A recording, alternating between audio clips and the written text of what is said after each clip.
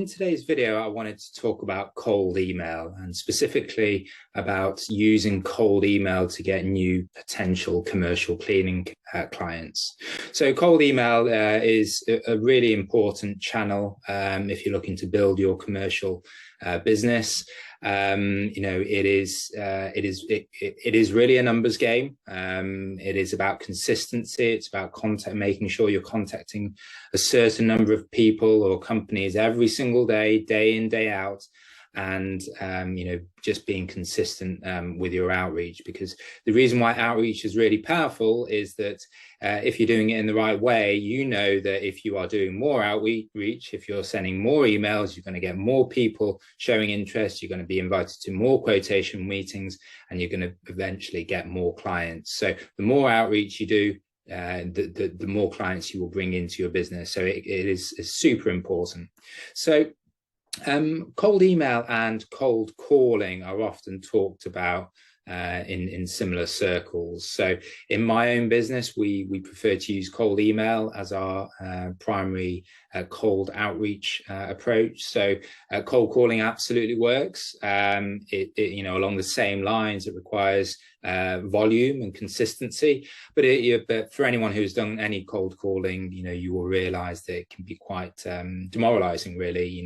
Most of the calls, most of the people you will speak to will reject what you say. You may get some people being quite rude to you. And if you are doing this day in, day out and getting that type of rejection continually, it can be hard to continue to be consistent with your outreach. If you're not liking the feedback, you're not liking the responses that you're getting, it just probably means that it will be harder for you to be consistent and to make your 10, 15, 20 calls a day. So that is the reason why we prefer cold email.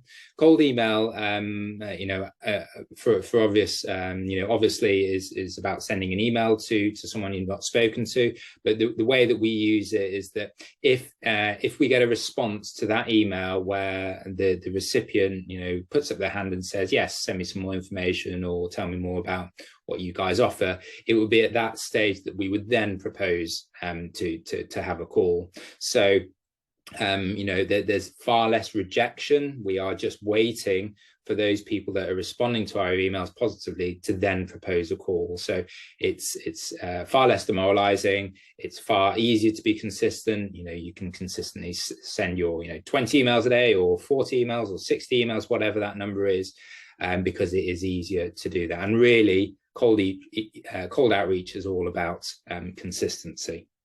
So to start with, there are a few things that we need to get right before we think about the actual message that we send in the cold email. So what we are sending in the cold email, the email copy, is really just one part of the overall strategy.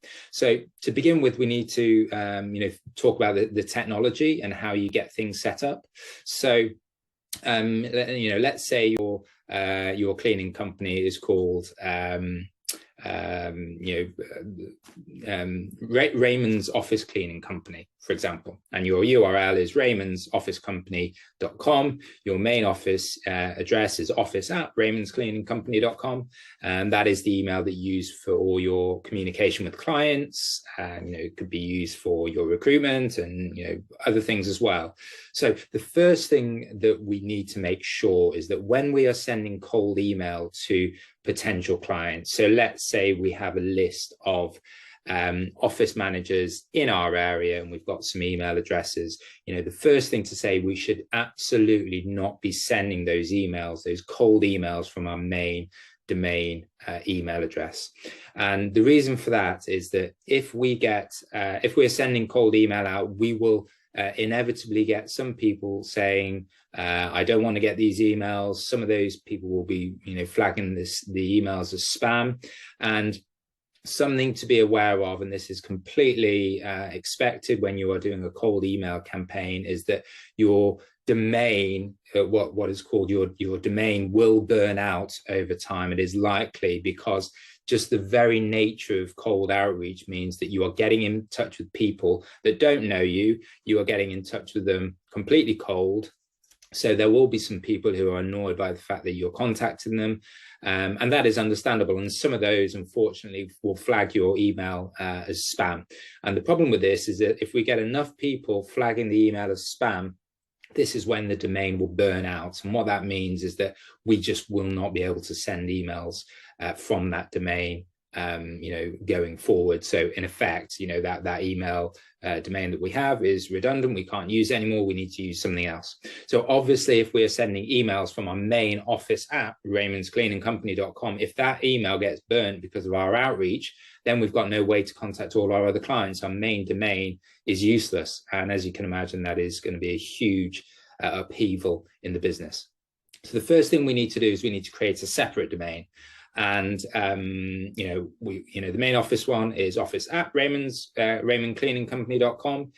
We might create we might buy a separate email domain, so it could be raymondscleaningcompany.net, and we could then send emails from for example, Raymond at raymondcleaningcompany.net. So the important thing here is the raymondscleaningcompany.com is the main domain. We're protecting that. We're not sending any cold emails from that. We're not risking any domains being burnt from that side. We've bought a new separate domain with the sole purpose to send our cold emails from there. So we use Google domains. You can just go to googledomains.com. You can just search for whatever domain that is very close to your business, and you can just buy that separate domain, and it might be, I don't know, $10 a month or $10 a year or something like that. So the idea is that you can play around with .com. You might find a .com, .co, .io, .net. There's lots of different variations of that. You want to try and keep it pretty similar to the main, name of your business. But that is a big step. We need to make sure that we don't send cold email from our main office domain. We need to buy a separate one and use that as our cold email domain for sending out messages. So the technology can take a bit of effort, a bit of time to get set up. The other thing you need to be doing is you probably need to use an email software to send out these emails to people. If you're doing it, in any sort of decent volume, and, you probably need to be sending, say, anywhere, up to, in my business, we're sending around 50 a day. So that's 50 a day, 5 days a week. That's 250 a week is 1,000 a month. And, that's not a bad place to start. You might start with, say, 25 a day. But what we need to be doing is we need to be sending out these emails through an email software that is, specifically designed for that. So, because really what we are aiming to do is, when we are sending out, say, 250 emails a week, we want to see how many people respond to our email. We want to see how many people then book in a call. So volume and reviewing the data is really, really important, and you just can't do that manually. You could put everything in a spreadsheet, but it would get very out of hand very quickly. So an email software allows you to automatically, in real time, see what the open rate is, see what the response rate is, and that's really important because further down the line, when we're testing and iterating on different email copy, we need to see which emails are resonating with people, which emails are causing more people to respond or more people to book in a call. So the final part of it is that you set up your separate Google domain. You have to do a few different things and changes to make sure it's all synced up, and then you want to sign up with an email software. We use Lemlist. There are lots of others. Mailshake's another one. I mean, it's around, I think, about $50 a month, or maybe it's around that ballpark to use that software. So the technology and getting that all set up is a really, really important thing. You don't want to risk your main domain getting burnt at all. That's the worst possible scenario. But you do need to put a bit of work to set up the platform before you even send out your first email. So number one is technology, getting that technology stack set up. So you've got the technology now, and then really there are two sort of main parts that you need to be working on after that. So the second part is getting contact details, getting email addresses of prospective clients. And this is where figuring out what your niche is really important. So if you are a cleaning business, and you just focus on office cleaning companies, then it makes sense to try to find a list of all the office cleaning companies in the area you target. And there are various databases you can use. There are some free ones, but many of the better ones, as you can imagine, are paid ones. There is a long list. D7 Lead Finder, Coldlytics. If you just Google cold email databases, then you'll see lots and lots of different companies offering that out. And really the thing that you need to do is, obviously, the quality varies a lot between all these databases. Some will have all the emails filled out, some won't. Some data sets will be out of date, some will be very up to date. And really, you can do a bit of research, but ultimately you just need to do your own digging yourselves to find out which database you find is really good. But we use Coldlytics. The important additional thing to say on top of that is that ideally you want to be emailing the decision maker directly, or the owner or founder of the business directly, because typically they will be ultimately the main decision maker. Obviously, if you are targeting offices with hundreds and thousands of employees, then maybe you wouldn't contact the owner directly. Maybe they have admin offices or office managers that you want to get in touch with directly. But for smaller offices, if you are contacting, say, restaurants or car dealerships or grocery businesses or whatever niche you have in the commercial cleaning space, generally for the small and medium-sized companies, you want to be trying to target the owners of the business. And Coldlytics is a really great platform. They actually bring out they find the direct owner email addresses, the first name, the second name, for the people that run those companies. And really what you'll find is that if you send emails directly to an owner rather than to a generic, say, office at or info at address that may be picked up by the office manager, not the office manager, whoever manages customer services or the client emails. If you send it directly to the owner, you're more likely to get a response back, and a greater response rate on that side. So number 2 is finding the emails. Have a look at all these databases. I've given you a few ideas, a few examples. There's many more. The other thing that you can do is simply try and find a virtual assistant, a VA on freelancer site like Upwork, and tell them, we're targeting offices, small and medium-sized offices in, say, in Boston, if that's where you're based. And they can simply use the databases they have, as well as some manual scraping, where they can do their own research to see, put up a list of potential targets, and then obviously the contact details as well. So part 2 is getting these emails together. And you need to do a couple of other technical things as well to before you send out a mass email every day. You need to make sure that the bounce rate of those emails is very low. So you don't want to be sending out emails and then 50% of the emails are bouncing, because again, this is another a bad indicator to Google. So you want to have a high delivery rate as well. But that would be that's an additional conversation that we can go into in another video. So point 2 is finding the emails, getting a clean list of emails, ideally for the owner or founder of the business, because ultimately they will be the decision maker. And then third of all is obviously what you put in the email. So we've done a bit of work, even before we get to that stage, and really, no doubt, you as cleaning business owners, I get these emails every single day. Many emails you get tends to be very long-winded, lots and lots of text, lots and lots of paragraphs. And really, what we do, and what I strongly advise, is keep the email very, very short and succinct. Broadly, we structure it in a few ways. So, as I said, our preference is to send emails directly to the owner. What we tend to do is we tend to open up with a compliment of some sort, and you may have picked up from the company that they've won some award recently. You might say, hi Robert, congratulations on your recent cleaning company of the year. It's a great result for you. So having that opening compliment can work really well. You can look at the website, you could look at the owner's LinkedIn profiles, you could look at the Facebook profiles, you could look, Yelp, all the social media profiles for ideas.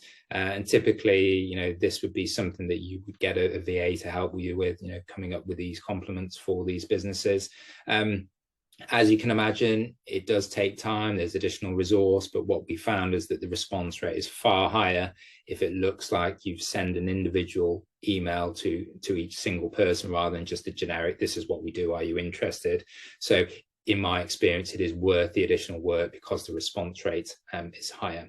So typically we open up with some sort of compliment, and then after that we very quickly tell them what we do. So we're a specialist office cleaning company.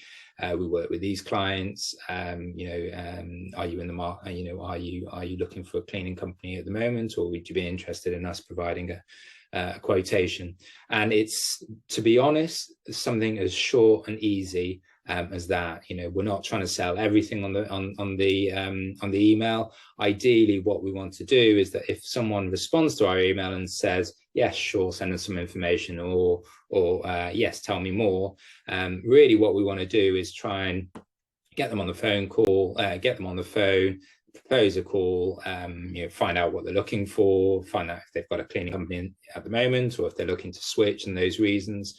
And really, we don't want to put too much in the email. We just really want to speak to this person, and ultimately getting them on the phone is the best way to sell. You can answer specific questions they have, and if the conversation goes well, you can offer to come and visit the premises and give them a quotation, and you just want to make it as easy as possible for them to say yes to a call, and then yes for you to give a quotation. And obviously, the more emails you send, the more responses you'll get, the more calls you'll book, and the more quotations that you'll submit, and then obviously the more clients that you'll get from that.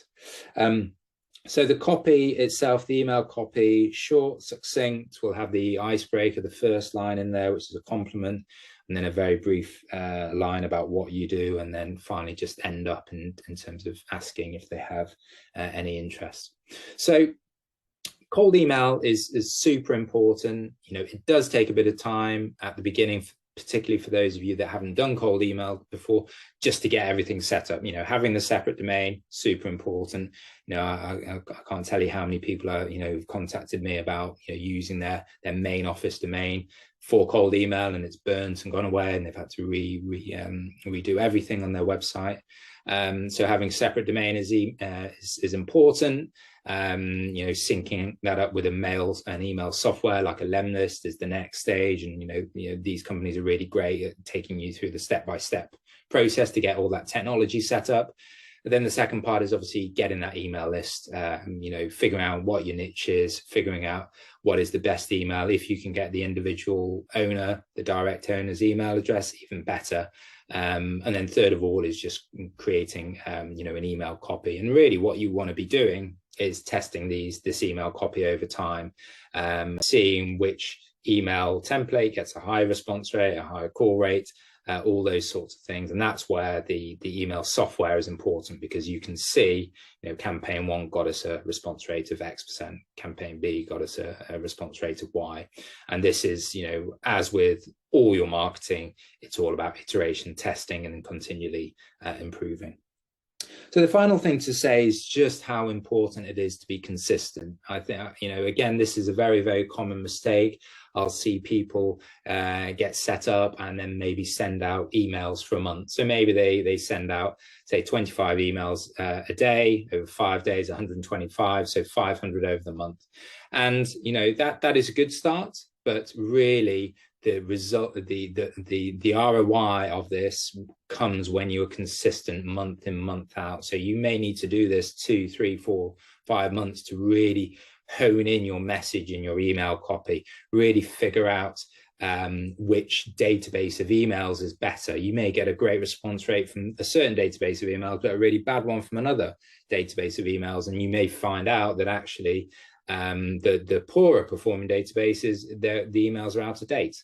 And you need to be looking at your database emails and how you get those emails. So the quality of your email list has a direct impact on the performance of the campaign. So you need to be consistent. Don't just do this for a month. Give it at least 3 months, 6 months, really, to get the campaigns up and running, so you can get good data. And as I said, if you're sending, start low if you have to. It's better to be consistent. Start low, send 10 emails a day, then 20, then go up to 50. But if you are getting responses from your emails, that's a really great position to be in, because that gives you something to test against. You may test your ad, your email copy in a different way, create a different email copy, see if you can beat that response rate. But just running through the numbers, if you send out 50 emails a day, that's 250 a week, that's 1,000 a month.